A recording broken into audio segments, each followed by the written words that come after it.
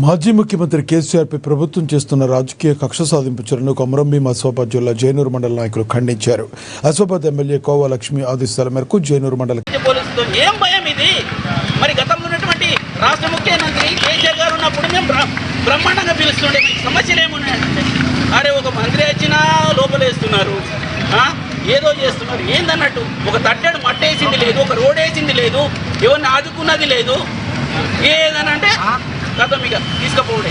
కానీ తెలంగాణ సాధించిన వీరుడు మరి తొలి ముఖ్యమంత్రి బీఆర్ఎస్ పార్టీ సుప్రీమో కేసీఆర్ గారికి ఈ రేవంత్ రెడ్డి ప్రభుత్వం కక్ష సాధింపు చర్యల భాగంగా మరి ఫోన్ ట్యాపింగ్ అని సిట్ నోటీస్ ఇవ్వడాన్ని నిరసిస్తూ మరి జైనూరు మండలంలోని ప్రతి ఒక్క గ్రామ పంచాయతీలో ఈరోజు నిరసన కార్యక్రమం నిర్వహించి మరి పట్టణ కేంద్రంలో నిరసన తెలియజేసిన అందరికీ పోలీసులు అక్కడికి చేరుకుని దిష్టిబొమ్మ దహనాన్ని అడ్డుకున్నారు. ఫోన్ ట్యాపింగ్ నెపంతో కేసీఆర్ను విచారణకు పిలవడాన్ని కక్ష సాధింపు చర్యగా అభివర్ణించారు.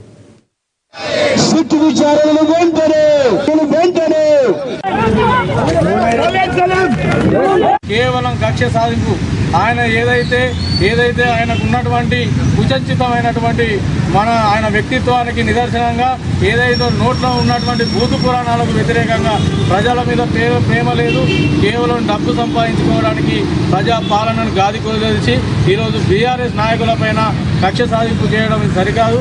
దీనికి నిరసనగా ఏదైతే రెబ్బెన మండలంలో పెద్ద ఎత్తున బీఆర్ఎస్ పార్టీ ఆధ్వర్యంలో నిరసన కార్యక్రమాలను తెలియజేస్తూ నిరసనగా నల్ల జెండాలను కూడా ఇవాళ జెండాలు ఎత్తడం జరిగింది. ఏదైతే కేసీఆర్ గారు న్యాయాన్ని గౌరవించే ఒక వ్యక్తిగా వాళ్ళు ఇచ్చినటువంటి నోటీసులకు ఇవాళ నేను సమాధానం చెప్పడానికి కూడా ఈరోజు నందినగర్లో సిద్ధంగా ఉన్నాడు. ఆయన ఒక మాట ఇస్తే ఈరోజు రాష్ట్రం మొత్తం అగ్నిగుండం అవుతుంది. కేవలం వాళ్ళు చేస్తున్నటువంటి కక్షలను ఓన్లీ కేసీఆర్ గారి పిలుపు కోసమే ఈరోజు బీఆర్ఎస్ శ్రేణులు వేసి చూస్తూ ఉన్నారు.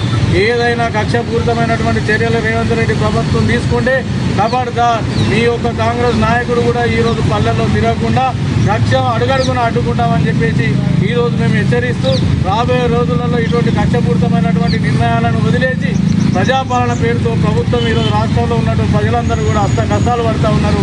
వారికి ఇవ్వాల్సినటువంటి హామీలను నెరవేర్చాలని డిమాండ్ చేస్తూ ఇటువంటి కక్షపూరితమైనటువంటి చర్యలను మానుకోవాలని హెచ్చరిస్తూ జై తెలంగాణ.